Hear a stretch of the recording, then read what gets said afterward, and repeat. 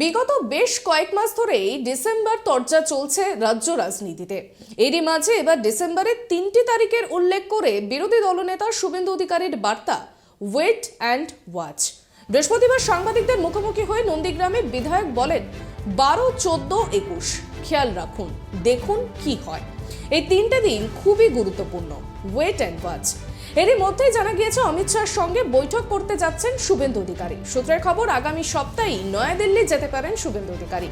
কেন্দ্রীয় স্বরাষ্ট্রমন্ত্রী অমিত শাহের সঙ্গে বৈঠকে বসার সম্ভাবনা তার। সব ঠিক থাকলে ১৩ই ডিসেম্বর নয়াদিল্লিতে অমিত শাহের মুখোমুখি বৈঠকে বসতে পারেন শুভেন্দু।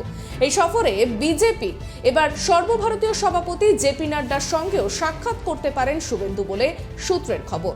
এদিকে শুভেন্দু তারিখ বেঁধে দেওয়ার ঘটনাকে পাল্টা কটাক্ষ করেছেন তৃণমূলের রাজ্য সাধারণ সম্পাদক কুণাল ঘোষ। এই বিষয়ে কুণাল ঘোষ জানিয়েছেন, ডিসেম্বর বলতে বলতে হঠাৎ তারিখ দিয়েছেন শুনলাম। কি করে জানবো উনি কি তারিখ দিচ্ছেন?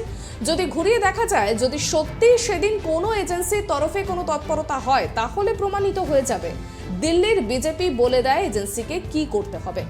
কেন্দ্রীয় এজেন্সি যদি ন্যূনতম কাউকে উত্ত্যক্ত করে, তাহলে এটি সবার সামনে স্পষ্ট হয়ে যাবে যেগুলি সাজানো। বিজেপি নেতারা তারিখ দেবেন আর এজেন্সি গিয়ে প্যারেড করবে।